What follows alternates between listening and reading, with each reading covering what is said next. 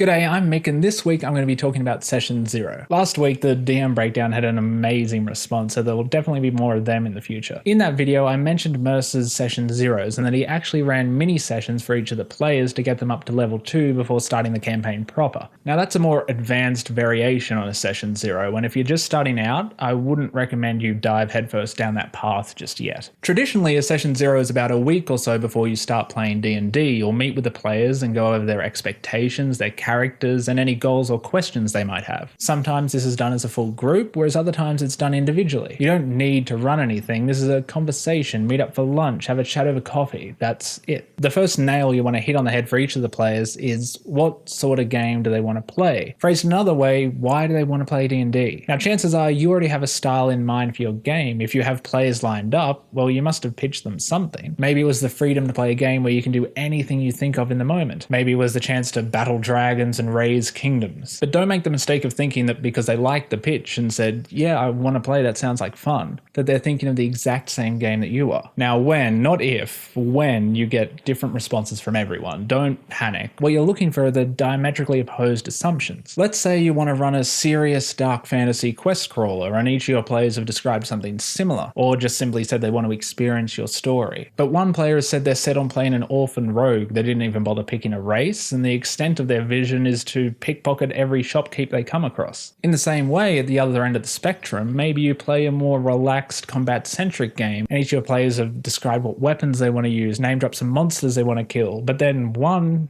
hasn't, instead asking for more detail on the herbalism rules. And come to think of it, they don't seem that interested in combat at all. If you identify a conflict like this, the best thing you can do is decide what direction you're going in and explain that to the players. Tell the herbalist that the game is going to be much more combat heavy than they're expecting. Explain to the rogue that this is a serious setting, and then straight up tell them both to create new characters more in line with this sort of game type, or just sit this one out. A lot of DMs, especially new DMs, I was guilty of this, will shy away from such a direct response and just allow polar opposite players to try and coexist. The inevitable min-maxer in a group of role players. And maybe this is your approach and maybe it ends up working, but from what I've seen, without fail, there will be built up resentment over time. And it's not the rogue or the herbalist who will suffer, it's the rest of the players who will just have their enjoyment drained from them. So it's best to nip this in the bud before the game even starts. This can seem rough. You may feel like you're essentially telling someone that their fun is wrong, which it isn't. They're just looking for a different type of game than the rest of you. It might even be you. Maybe you want to play a game that only one other player likes the sound of. Whoever the outlier is, you need to help them understand the situation and suggest they either adapt to the format or just sit this one out. Maybe you'll run a game more their style in future.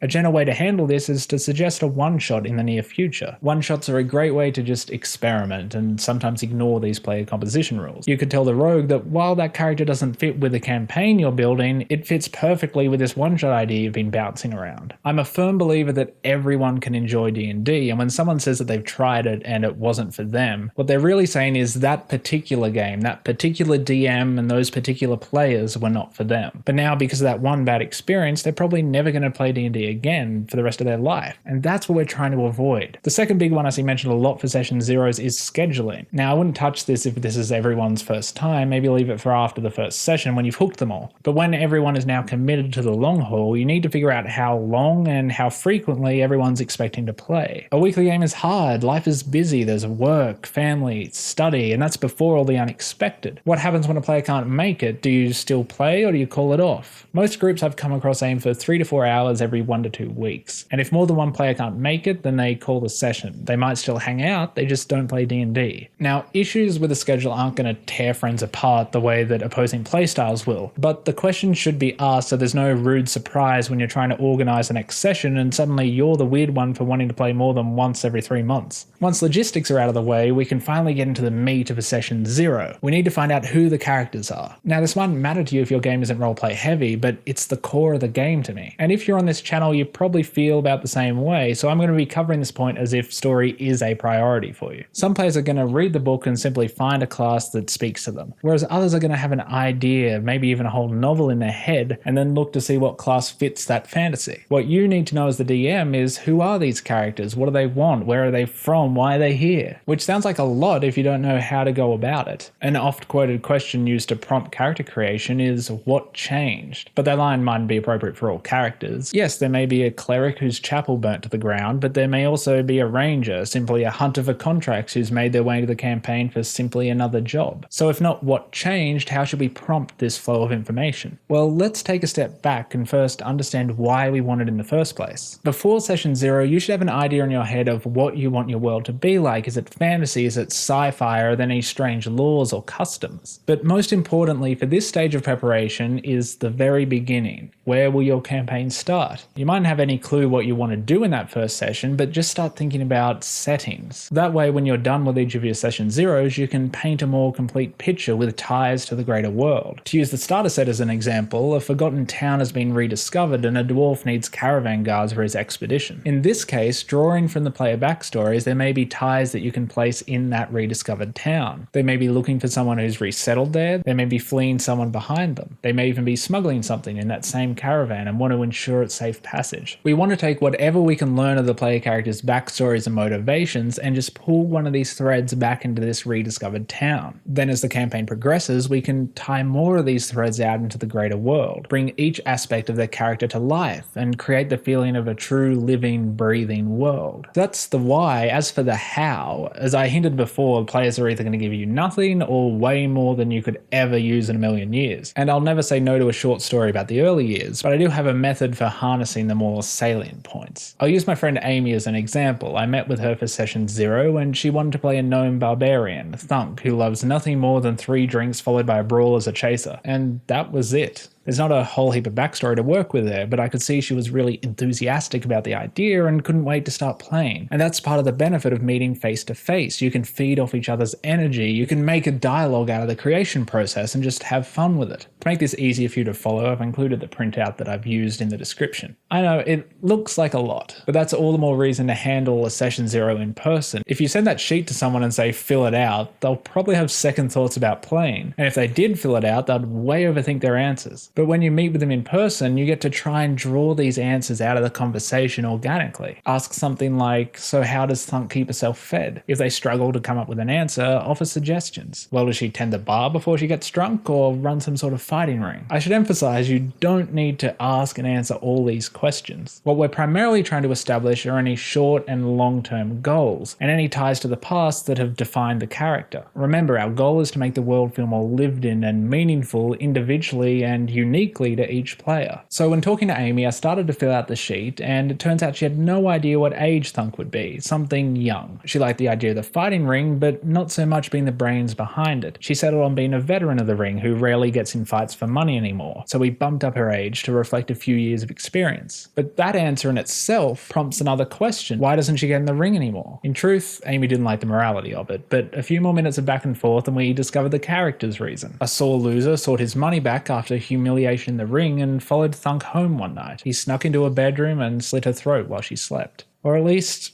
he thought he did. In reality, he'd followed a human child, an easy mistake to make given the darkness, her size, and his intoxication. Thunk now feels a constant pang of guilt and would relish the chance to restore the balance, as she puts it. Fast forward 2 coffees in the best part of an hour and I've got a sheet that looks like this. With plenty of material to utilize, we as the DM have all we need, just by having a casual, creative, cafe-centric collaboration. By keeping it light, friendly, without the air of interrogation or that blank Word document denouncing your writer's block, you're able to throw ideas back and forth and see what sticks. By framing questions around what you're trying to discern, never directly asking what are your mid to long-term goals, you expand the realm of possible answers and are rewarded with a high quantity and quality of threads that you get to lace throughout your world. So we're set, the DM is sorted, but a session 0 isn't just for us. What do the players get out of it? Well, firstly, a character sheet, and you should walk them through it. Roll stats, explain their choices in starting gear, and roll on the trinket table and incorporate that into their backstory. The only other things they need are dice, a notebook, a pencil, and the player's handbook. But it's understandable if your players don't want to fork out for a player's handbook when they're not even sure they're going to like the game, especially when they could get away with using an app on their phone to access the exact same information. But when they do get hooked on that first session, Put your foot down and make sure everyone's prepared for an offline game next time. I admit that's my personal bias, but I stress this because I found having phones, having computers at the table not only breaks the immersion for others, it can come across quite disrespectful if someone's finally getting their moment in the spotlight and half the other players just have their head in their phones. And obviously the DM running Syrinscape or something similar is an exception to that rule. So to recap how far we've come, before session 0 we knew our friends wanted to play D&D. Now we've established what sort of game everyone wants to play. The players are each walking away with their own character sheet. We've got a bundle of character information sheets, and we all have a much deeper understanding of the characters than we did previously. We know the players now have similar expectations, and we've effectively won the lottery. We have an overflow of information and backstory about every character that we can plug into our setting over the coming months. And that's session 0. We don't need to immediately use all or any of the information that we've learned, but now it exists for us to extrapolate, to build upon, to draw from when we have to inevitably improvise half our answers at the table. We haven't played a single session and the players are already thinking about their characters' backstories. They're already thinking in character. That's pretty good for an hour and 2 cups of coffee. You guys are free to download my sheet and experiment with it, change it, perfect it, make it your own. And is there anything that you consider a must-ask question during session 0 that I didn't cover? As always, if you like what I'm doing, consider sharing this with other DMs or simply subscribing. Let me know what you want to see next. There's a new video every week, and in the meantime, here are some other videos that might grab your attention. But as always, thanks for stopping by, and until next time, I'll see you guys down under in the comments.